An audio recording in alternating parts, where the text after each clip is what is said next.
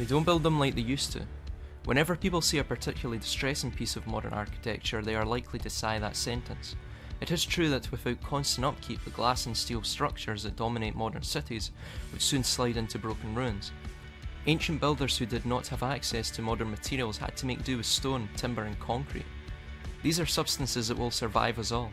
Many buildings from the ancient world are still visible today, but few have managed to transcend their own time and continue to be used today. Here are 10 living examples of ancient architecture.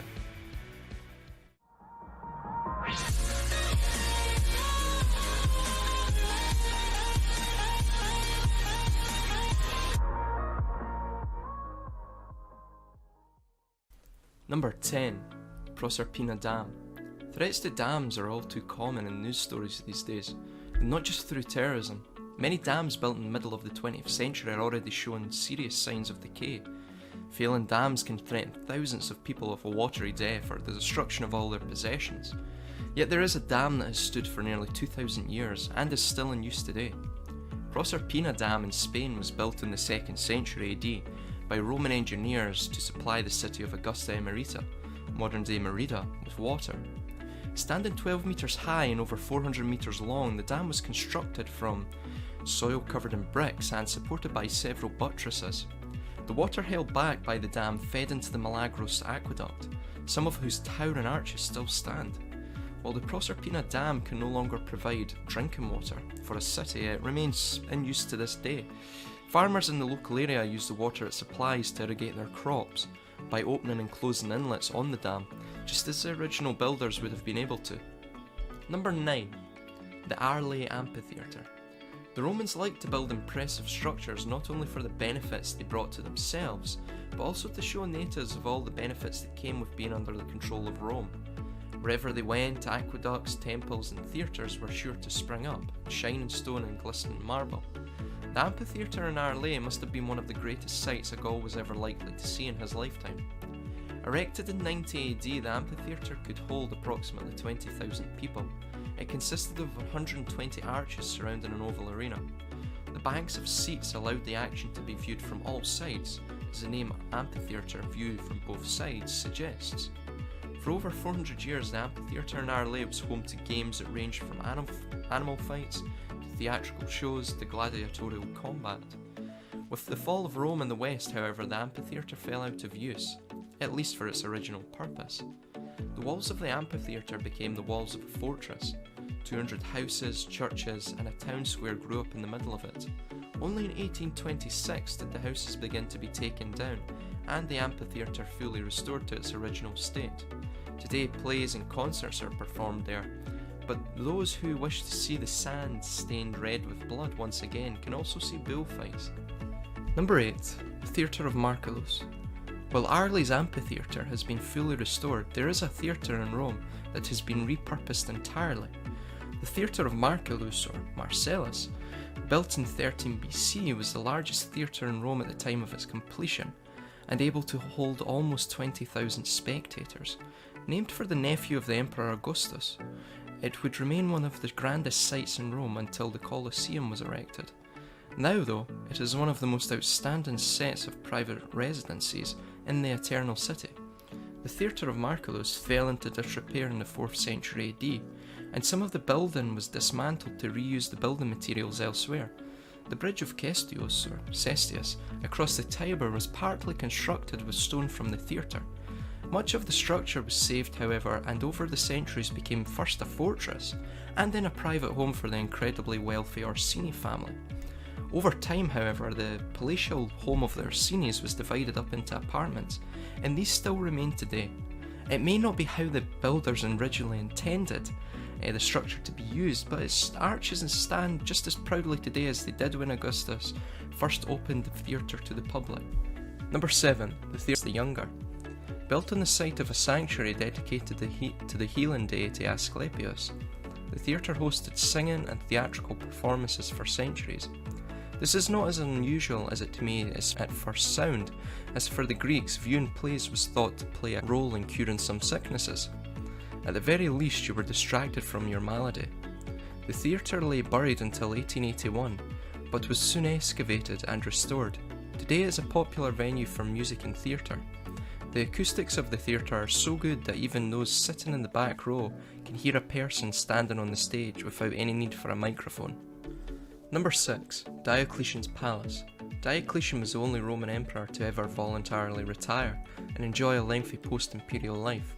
He knew that he had to remove himself from any of the empire's centres of power, or he would constantly be drawn back into the politics, so he built himself a palace in what is now Split in Croatia.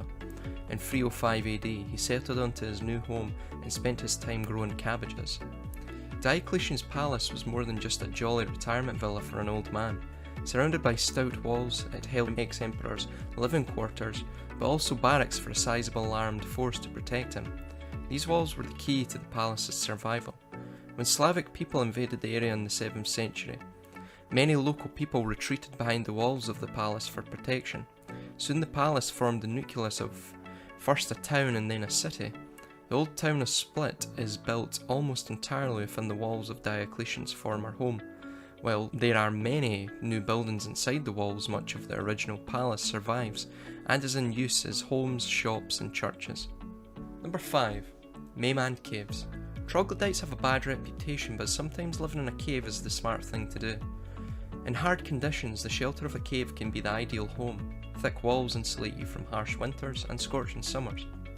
The narrow entrances are easily sealed for protection, so no wonder that many in the past chose to live in caves, or that some people still call them home today. In Maymand in Iran, there are signs of human habitation from over 10,000 years ago. Ancient engravings and pottery shards litter the area, yet it is the caves of Maymand that are more interesting, and evidence shows that they have been in continual habitation for 3,000 years. Today 300 caves exist in the village, which are stacked one atop another in steps up the side of a slope. Each cave consists of a single room with space for a central stove that can be used for heating and cooking. The caves are not natural features, but were scratched out of the rock under Maymand. Local legend has it that the caves were carved out with the flakes of hard stone found in the area, rather than with more traditional tools. Number 4. Mundeshwari Temple. If a building remains important to a community, then the chances are that it will survive anything. The Mundeshwari Temple at Kaura in India is considered to be the oldest functional Hindu temple in the country. The small stone shrine is octagonal in shape and is thought to date from around 600 AD. While the name of the temple suggests a link to the Asura Munda, the main focus of worship is the four-faced aspect of the god Shiva. The temple is covered in engravings and decoration, but was once larger. The area around the building is strewn with fragments of lost parts of the temple. Currently, these remains of the larger building are being studied, and the original structure may one day be revealed to us. As it is, the temple remains a place of worship for many Hindus. The smoke from torches and burning incense has stained the interior walls almost black. Restoration work has been done to remove these marks of devotion, but they seem to have done the building little harm over the last few hundred years. Number 3. Castel Sant'Angelo. Sometimes what an ancient building ends up being used for cannot be possibly foreseen by its builders. Castel Sant'Angelo in Rome has gone through so many transformations that it is hard to imagine that it started its existence as a mausoleum for the Roman Emperor Hadrian. Emperor Hadrian was a bit of a builder.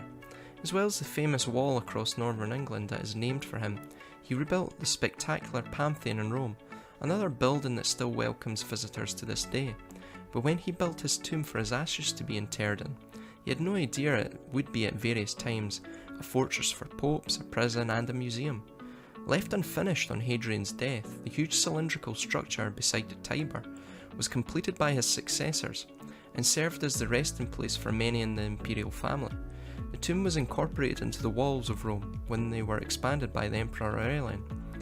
This began its transformation into a military site.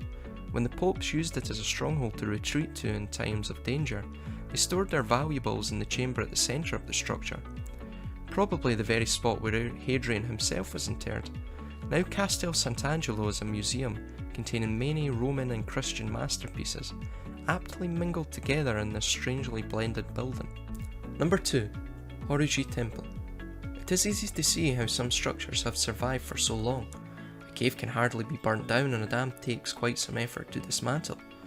But when a building is made largely of wood, it becomes more amazing that they survive at all, let alone intact. The pagoda at Horyu-ji in Japan is widely considered to be the oldest surviving functional wooden building in the world. At the core of the pagoda is a central wooden pillar, 35 metres tall. By examining the growth rings of wood, it has been worked out that the tree it was taken from was felled in 594 AD. Even though a fire swept through the temple in 670 AD, many of the surviving buildings date from the rebuilding that took place later in the 7th century.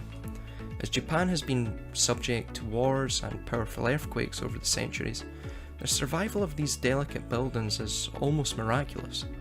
Still a site of worship today, it gives an insight into the first appearance of Chinese Buddhist architecture in Japan, and remains as much the same as they were when they were first built. Number 1. The Tower of Hercules. On a rocky outcrop on the northern coast of Spain, a lighthouse pulses out a warning to ships to keep them safely on course. If you had visited the same spot in the 2nd century AD, you would have found the same structure doing the same thing. The Tower of Hercules, as it is now known, is the oldest functioning lighthouse in the world. Originally called the Pharos Brigantium, the lighthouse was supposedly modelled on the Pharos of Alexandria, the great lighthouse of the city and one of the wonders of the ancient world. At the base, an inscription can be read in Latin that describes the lighthouse as the work of an architect called Gaius Servius Lupus, and the tower being dedicated to the god Mars. The current Tower of Hercules stands 55 metres tall. The original tower was 35 metres in height before 2 additional levels were added in the 18th century. Legend has it that the tower was built in the spot where Hercules slew the giant Geryon. Today the coat of arms of the nearby city of Corunna show the lighthouse built atop the giant's skull and bones. Archaeologists have found many interesting artefacts in this region, though they have not yet located the giant's skull, unfortunately.